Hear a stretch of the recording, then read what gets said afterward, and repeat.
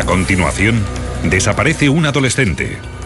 La niña había avanzado hacia la oscuridad y había desaparecido. ¿Fue víctima de un engaño o se escapó con un amigo?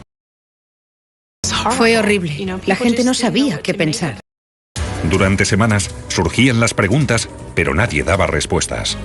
Hay algo que no cuadra. Es demasiado raro. Hasta que la policía encontró pruebas de un encuentro que había salido mal. Luchó con uñas y dientes. Fue genial. Fue ciencia de la buena.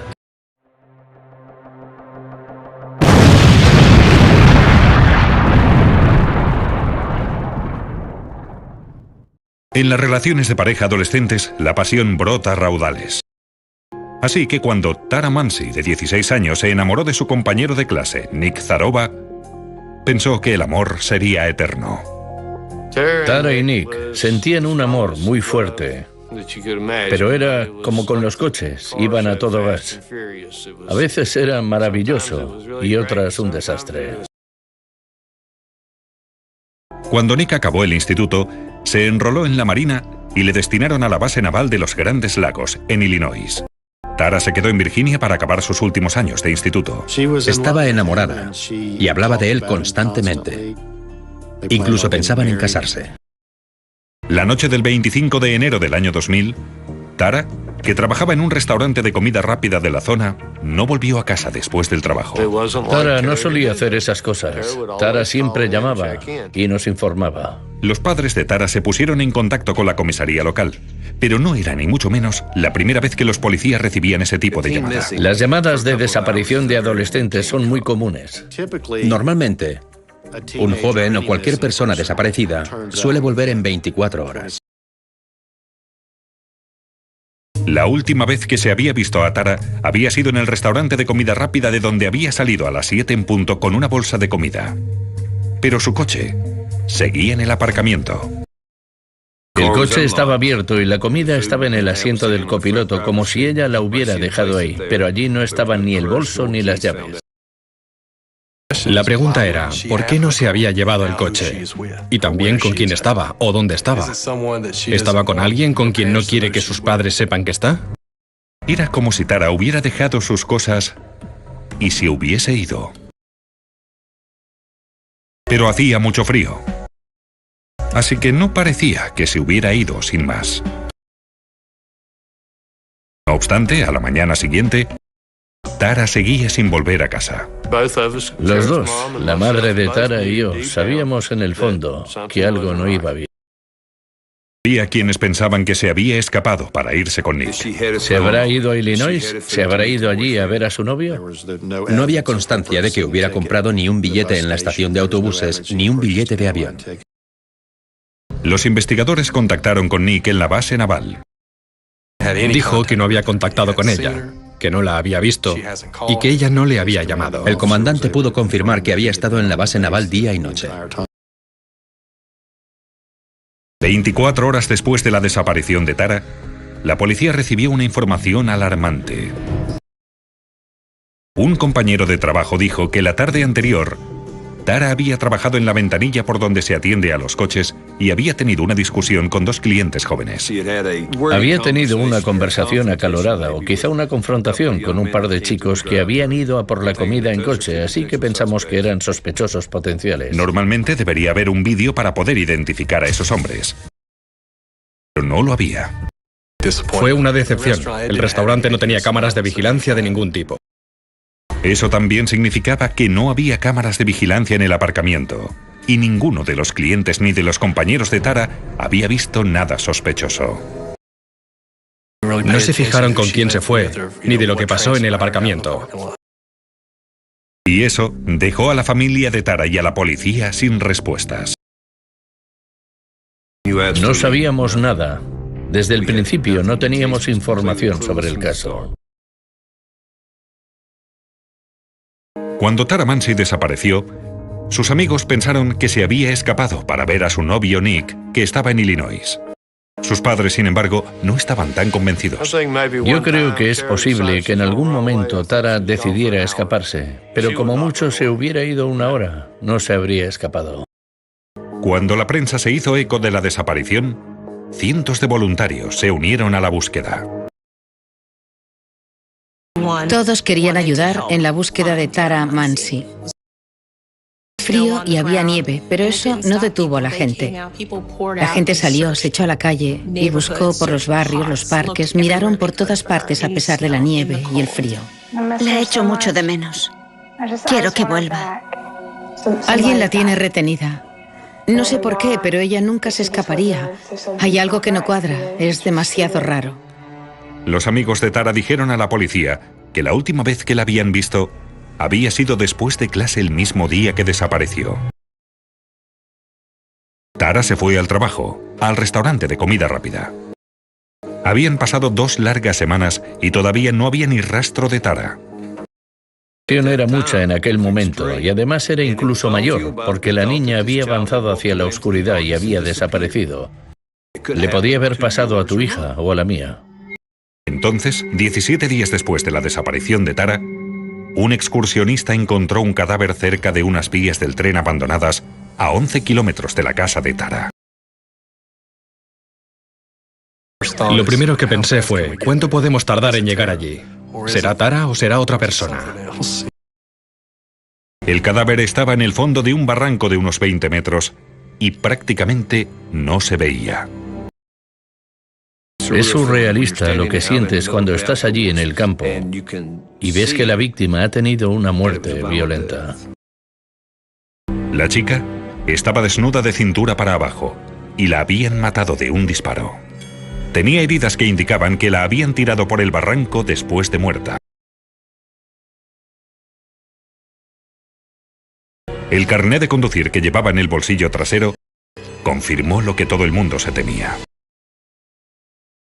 Se trataba de Tara Mansi. Tara era una chica especial, única, y es una pena que no haya podido vivir para enseñarnos a todos todo su potencial. Lo positivo fue que las bajas temperaturas ayudaron a los médicos forenses. Parecía que el cuerpo estaba bastante bien conservado. Recuerdo que pensé que esperaba que gracias a eso pudiéramos conseguir buenas pruebas. Pero el propio escenario del crimen era otra historia. Era un desfiladero, un barranco donde la gente tira neumáticos y cocinas. Fue muy difícil para los investigadores discernir lo que podía estar relacionado con el crimen de lo que no.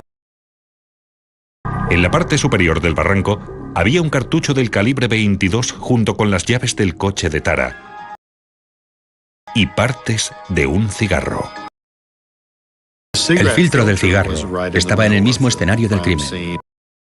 Encontraron el filtro separado del cigarro. Muy poca gente quita el filtro del cigarro para fumárselo. Arrugada en un lateral, los investigadores encontraron la camiseta de Tara y en ella una prueba potencial. Se veía la sombra de la huella de una zapatilla de deporte en la parte frontal de la camiseta. Se puede identificar con exactitud la huella de una zapatilla igual que una huella dactilar. Pero encontrar esa zapatilla no iba a ser fácil. La autopsia de Tara Mansi indicó que era muy probable que la hubieran matado el mismo día que desapareció. Había recibido 4 disparos a quemarropa. La habían ejecutado. Yo creo que la dispararon en el pecho y mientras estaba en el suelo, le acercaron la pistola a la cabeza y dispararon 3 veces. La sangre que se encontró bajo las uñas de Tara indicaba que había luchado con su atacante. Sabemos que Tara Mansi luchó con uñas y dientes. Se había resistido a algún tipo de ataque. Lloramos mucho y con solo pensar en cómo se debió sentir y lo que se le debió pasar por la cabeza, fue duro, muy duro aceptarlo. A pesar de que por las pruebas se dedujo que no había sufrido ninguna violación, los investigadores encontraron fluido seminal en su cuerpo.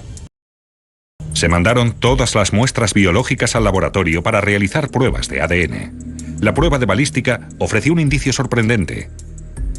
El arma del crimen había dejado unas marcas muy extrañas en las balas del asesinato y solo hay 3 tipos de armas del calibre 22 que puedan disparar esos proyectiles así. Estábamos buscando una Sears, una Marlin o una Revelation. Y por cierto, Marlin fabrica para Sears y Revelation. Así que un solo fabricante hace las 3. Cuando estás hablando de cientos de armas diferentes, que se queden en 3 es genial. Es una buena información. La desgarrada camiseta de Tara también podía ofrecer una posible prueba. Utilizando diversos tipos de luz, los forenses descubrieron una huella parcial y llena de barro en la parte frontal de la camiseta. Los investigadores buscaron en su base de datos de diseños de suelas y descubrieron la que estaban buscando. Pudimos indicar a la policía que tenía que buscar a un individuo con unas zapatillas para correr de la marca Nike con una suela de espiguilla. La huella no era lo suficientemente grande como para identificar el número de pie que tenía el asesino. No obstante, ofreció información muy valiosa. Entonces, los amigos de Tara contaron a la policía algo que no habían querido revelar antes. El día que Tara desapareció, ella y sus amigos habían estado fumando marihuana después de clase con un hombre mayor, que además era quien les había vendido la marihuana. Se trataba de Jeff Thomas, un hombre de 30 años. Me sorprendió muchísimo que hubiera un hombre de 30 años fumando marihuana con aquellos adolescentes. No tenía trabajo fijo y ni siquiera sabían si tenía casa, porque pasaba temporadas en el sótano de su novia. Tara y Jeff Thomas se conocían. Tara solía cuidar a la hija de 6 años de Jeff. Cuando investigaron a Thomas, vieron que tenía antecedentes penales. Hacía 8 años, Thomas había atacado a un vecino con un bate de béisbol y pasó 2 años en la cárcel. Cuando la policía le interrogó, Jeff Thomas negó cualquier relación con el asesinato de Tara y dijo que tenía una coartada. Gracias por haber venido. Descubrimos que su coartada no era sólida, sobre todo con respecto al lugar donde había pasado la noche. Jeff Thomas negó poseer un arma del calibre 22, pero dijo que su amigo, Kevin Williams, un albañil de 32 años, sí que tenía una. La policía se dirigió a casa de Kevin Williams con la esperanza de poder interrogarle y examinar su pistola. Pero su historia era muy diferente a la que había contado Jeff Thomas. Kevin Williams nos dijo que tenía un arma del calibre 22, pero que se la había dejado a Jeff Thomas. Desde entonces no la había visto. Williams admitió que, a veces, utilizaba la pistola para practicar con ella en su jardín trasero. Los investigadores sabían que esa era su oportunidad para descubrir si la pistola de Williams era el arma del crimen. Después de que Williams nos dijera que había disparado el arma en la zona trasera de su finca, pensamos que quizá podríamos encontrar cartuchos en el jardín.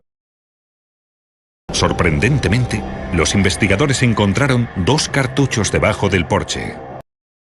Y tras examinarlos, vieron que coincidían con los encontrados cerca del cadáver de Tara. Fue genial. Fue ciencia de la buena, porque nos indicó que los cartuchos que habíamos encontrado se habían disparado con el arma del crimen. Pero, ¿dónde estaba la pistola? ¿Y cuál de esos 2 hombres decía la verdad? En aquel punto no sabíamos a quién creer. Los 2 hombres decían que habían dado el arma a otra persona. El principal sospechoso del asesinato de Tara Mansi era Jeff Thomas, el hombre al que habían visto fumando marihuana con Tara la tarde de su asesinato. Pero el arma del crimen pertenecía a Kevin Williams, un amigo de Jeff. Los 2 decían que el otro era quien tenía la pistola en el momento del asesinato de Tara. Pero entonces sucedió algo muy extraño. Una nueva testigo apareció con otra historia, diferente. Señora, ¿se ha saltado usted la señal de stop? Había una mujer a quien habían parado por no respetar las normas de tráfico, que sabía algo más sobre el caso. Creo que algo sobre la desaparición. Se llamaba Barbara Helton y contó a la policía algo que no había dicho en las últimas semanas. Dijo que conocía a Jeff Thomas, que le había dejado vivir en su casa durante los días en que Tara Mansi había muerto. Y que la noche del asesinato, Jeff volvió a casa visiblemente nervioso. ¿Qué te ha pasado? Estás lleno de barro. La he liado. Estaba sucio, lleno de barro. Estaba triste y le dijo que la había liado. Dijo, no la habría hecho daño si me hubiera dado lo que quería. Le pregunté de qué estaba hablando y me dijo que ella no quería acostarse con él. No quería acostarse conmigo. Y eso le cabreó. Me dijo que él le había contado que le había disparado 3 veces en la cabeza. Dijo que era el estilo ejecución. No sé lo que significaba eso. Lo llamó el estilo ejecución. Sí. El número de disparos formaba parte del secreto de sumario. La policía no había revelado esos datos a la prensa por cosas como esta. Solo lo sabíamos nosotros, el asesino y el forense. Pero si la historia de Helton era verdad, ¿por qué no había ido antes a la policía? Tenía miedo de Jeff Thomas, temía por mi integridad. Solo se decidió a hablar cuando tuvo delante al agente de policía que la había parado por una infracción de tráfico. Con la información que Barbara Helton había proporcionado a la policía, ahora había pruebas suficientes como para conseguir una orden de registro para analizar el coche de Jeff Thomas por dentro. En el maletero encontraron un par de zapatillas con un dibujo en espiguilla en la suela. Las transparencias de la suela se compararon con las fotografías de las huellas parciales encontradas en la camiseta de Tara. Pudimos resolver que la zapatilla derecha, incautada por la policía, podría haber realizado las 2 huellas parciales que se descubrieron en la camiseta encontrada en el lugar de los hechos. Además, en el coche de Jeff Thomas había mechones de pelo rubio con las raíces intactas. Pelo arrancado a la fuerza. Eso significa que de la raíz se podía obtener una muestra de ADN genial. Y se determinó gracias a las pruebas de ADN que los 3 pelos recogidos en el coche eran de Tara Mansi. Los investigadores también compararon el ADN de Jeff Thomas con las muestras biológicas que encontraron en el cuerpo de Tara. El ADN de él estaba por todas partes, en la ropa, en su cuerpo, en la parte interior de los muslos, en la suela de sus zapatos, debajo de sus uñas y en el cigarro que se encontró en el escenario del crimen. Así que esa fue la prueba definitiva. Los abogados defensores creen que Jeff Thomas pasó por el restaurante cuando Tara salió del trabajo.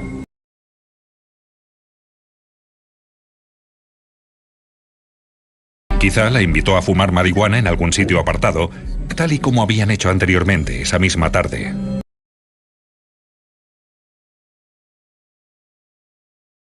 Una vez allí, Thomas intentó un acercamiento sexual, pero Tara se negó. Entonces se inició una pelea. Él le rompió la camiseta a ella y ella le arañó en la cara. En algún punto, Thomas sacó a Tara del coche. Le asestó un disparo en el pecho.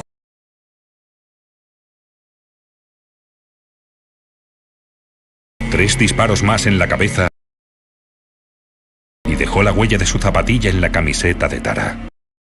Empujó el cadáver por el barranco y se fumó un cigarrillo después de quitarle el filtro. ¿Siempre quitas los filtros de los cigarros? Es una manía. Cuando Jeff se intentaba deshacer de las pruebas, se cayeron en el maletero 3 pelos que le había arrancado violentamente a Tara. La pistola nunca se recuperó. Aunque sabíamos que le detendríamos en algún momento, cuando le cogimos sentimos un gran alivio, porque teníamos al hombre que había cometido ese horrible crimen. En marzo de 2001, Jeff Thomas fue juzgado y condenado por asesinato, siendo sentenciado a pena de muerte. Cuando oí al oficial del juzgado decir que no solo era culpable, sino que le sentenciaban a pena de muerte, un escalofrío me recorrió toda la espalda, literalmente.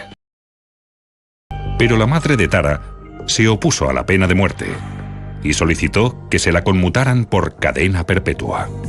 Nadie se imaginaba que la madre de una chica a la que habían matado con tanta violencia fuera tan clemente o tan fuerte como para pedir que le perdonaran la vida al asesino de su hija. En 2002, el Tribunal Supremo de Virginia le condenó a cadena perpetua sin libertad condicional. La familia de Tara sabe que sin la ciencia forense, el caso nunca se habría resuelto. Al principio pensamos que no iban a conseguir resolver un caso así, y creo que nunca se habría resuelto de no haber sido por la policía de Pulaski. Al final, conseguimos muchas pruebas circunstanciales, pero las pruebas forenses fueron las más importantes. Era una joven estudiante de instituto. No tuvo mucho tiempo para vivir en este mundo. Es una tragedia, y nosotros estamos aquí para ayudar a